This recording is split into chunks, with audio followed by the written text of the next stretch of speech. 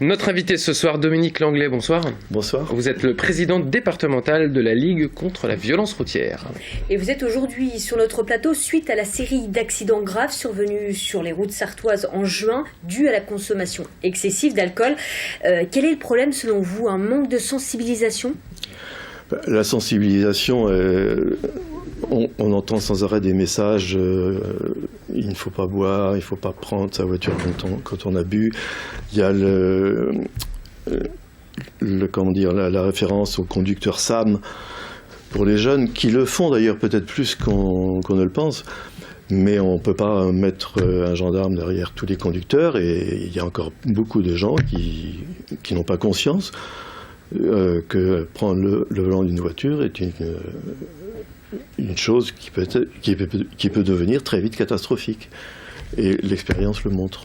C'est à la justice peut-être justement de prendre le relais? Alors la justice, elle a les moyens depuis plus d'1 an, peut-être 2 ans, je ne sais plus exactement, d'imposer l'installation d'un éthylotest anti-démarrage dans la voiture au moins d'un récidiviste. Le problème, c'est qu'au niveau général en France, ça n'est pratiquement pas fait. Tant qu'il y a un département, je crois que c'est la Savoie, mais je ne sais plus. Dans la Sarthe, ça n'a jamais été fait. Je dirais pourquoi. Alors, il y a une première explication. Il y a extrêmement peu de centres agréés pour l'installation de ces éthylotests. Mais ça serait intéressant parce que on met souvent une amende, 800 €, 1000 €. L'installation d'un éthylotest serait très très efficace, et puis ça sera un élément dissuasif si toutefois celui qui prend sa voiture en étant alcoolisé a encore les moyens d'être lucide. L'assouplissement aussi des règles de la publicité sur l'alcool, on peut dire aussi ça a augmenté le risque. La loi E20 a été à nouveau égratignée par les parlementaires. Ceci dit, ce sont des parlementaires de départements viticoles, c'est pas un hasard. Alors, soi-disant, pour en parler sur le plan du tourisme, ça ne tombe personne. Ceci dit, on constate aussi que dans la presse nationale et locale, il y a régulièrement des publicités pour des alcools forts, whisky, pastis.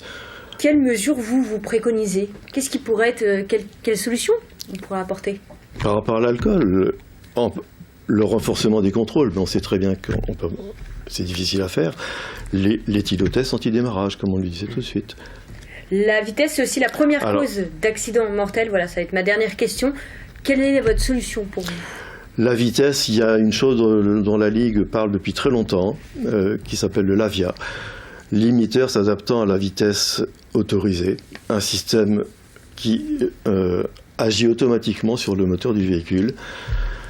Alors bien sûr, ça fait des volées de cris, c'est pas possible, où est notre liberté, sachant que chaque individu dans sa voiture se croit tout seul sur la route. Mais on constate que petit à petit, il défait son chemin, et qu'il y a même un constructeur qui a installé sur l'un de ses véhicules, un monospace, un système qui lie les panneaux de vitesse, et ça agit directement sur le moteur. Donc, c'est une bonne chose. Parfait. Écoutez, merci beaucoup d'être venu sur notre plateau. Je rappelle, Dominique Langlais, que vous êtes le président départemental de la Ligue contre la violence routière.